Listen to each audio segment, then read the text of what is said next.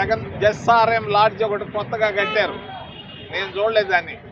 దాంట్లో నుంచి ఆయన 45 కోట్లు పంపించాడు. ఒక మాట చెప్పదలుచుకున్నాను.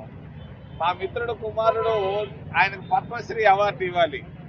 మరి 28, 29 రాష్ట్రాలు దేశమంతా 100 సంవత్సరాల చరిత్ర కలిగినటువంటి కాంగ్రెస్ పార్టీ మరి ప్రాంతీయ పార్టీ వైసీపీ పార్టీ ఖర్చు పెట్టిన దాంట్లో 5% కూడా ఖర్చు పెట్టలేకపోయింది దేశం మొత్తం మీద.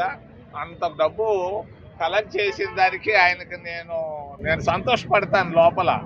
మరి అది అవినీతి డబ్బా, నీతి డబ్బా, లేకపోతే ఏ డబ్బో అది నేను గురించి మాట్లాడదలుచుకోలేదు.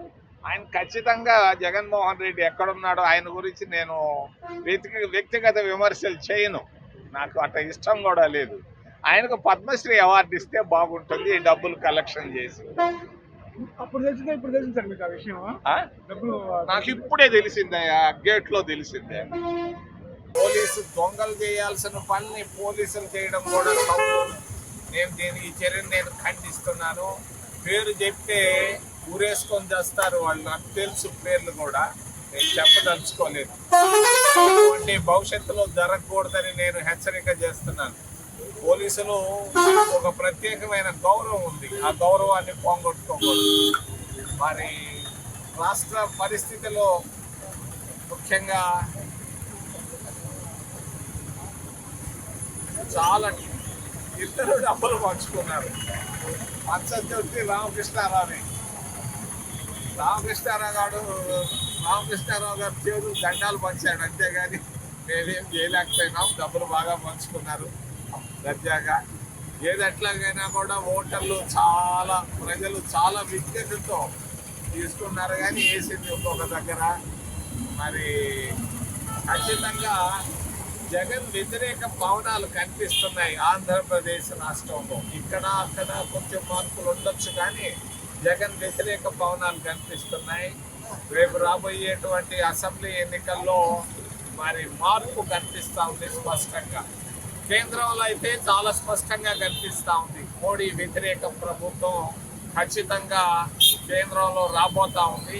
అన్ని రాజకీయ పార్టీలు, మన ఆంధ్రప్రదేశ్లో గెలిచిన వాళ్ళు కూడా మాతో కలుపుకొని పోయే అవకాశాలు మెండుగా ఉన్నాయి. ఖచ్చితంగా మేము కాంగ్రెస్ ప్రభుత్వాన్ని ఏర్పాటు చేయబోతాం. కాంగ్రెస్ తోటి మిగిలిన అన్ని పార్టీలు కలుపుకొని సెక్యులర్ పార్టీలను మేము ప్రభుత్వాన్ని ఏర్పాటు చేయబోతున్నాం. మరి ముఖ్యంగా దుగరాజపట్టణం కాంగ్రెస్ ప్రభుత్వం ఏర్పాటు కాగానే దుగరాజపట్టణ ఓడరేవుకి వీలున్నంత తొందరలో పునాది రాయి వేయిస్తాను, ఎంతమంది అడ్డం వచ్చినా కూడా. ఎందుకనంటే ఈ ప్రాంతం గూడూరు, విశాఖపట్నం లాగా తయారు చేయాలన్న ఉద్దేశంతోనే తీసుకురావడం జరిగింది. ఎవరు ఎంతమంది అడ్డం వచ్చినా కూడా దుగరాజపట్నం ఓడరేవుకి పునాది రాయి వేయించి తీరుతామని తెలియజేస్తూ పోలీస్ శాఖ జాగ్రత్తగా ఉండాలి. వాళ్ళు చేయకూడదు ఇటువంటి పనులు. ఎవరో 10 మంది వాళ్ళు చేస్తారు ఈ పనులు చేయకుండా ఉంటే బాగుంటుంది.